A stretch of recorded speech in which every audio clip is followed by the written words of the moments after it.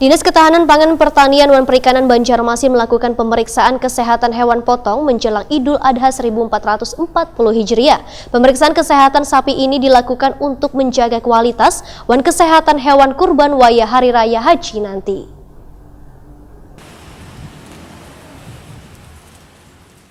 Dinas Ketahanan Pangan Pertanian dan Perikanan Banjarmasin melakukan pemeriksaan kesehatan hewan potong menjelang Idul Adha 1440 Hijriah. Pemeriksaan hewan potong sapi ini dilakukan di rumah potong hewan di Jalan Tembus Mantuil, Kelurahan Basiri Selatan, Banjarmasin Selatan tengah hari Selasa, 30 Juli 2019.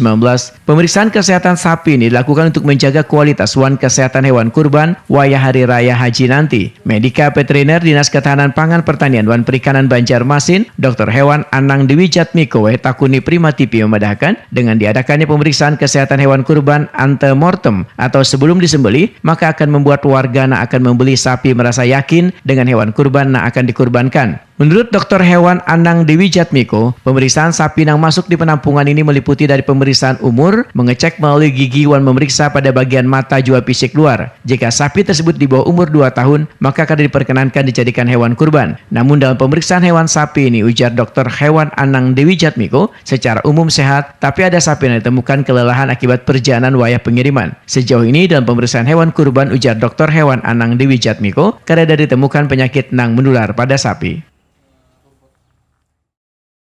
Pemeriksaan meliputi pertama yaitu untuk kesiapan hewan kurbannya sendiri dari segi umur.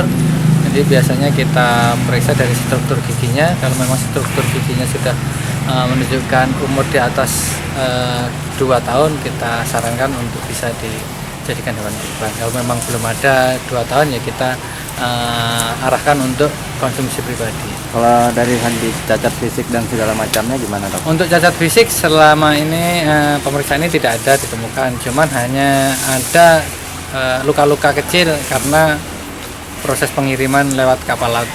Jadi gelombang tinggi akhirnya gesekan antar sapi, ada beberapa yang luka. Jadi itu kita asumsikan wajar aja luka. Berarti tidak ada penyakit yang menular? Untuk sejauh ini belum ada karena pemeriksaan sudah ada di 2 tempat, yaitu pintu masuk pengiriman dan pintu kedatangan itu sudah ada pemeriksaan secara labnya. Dr. Hewan Anang Dewi Jatmiko menghimbau warga yang hendak berkurban untuk memperhatikan kesehatan hewan kurban dengan memastikan bentuk kondisi fisik hewan kurban yang hendak dibeli karena syarat untuk sapi yang dikorbankan kada boleh cacat.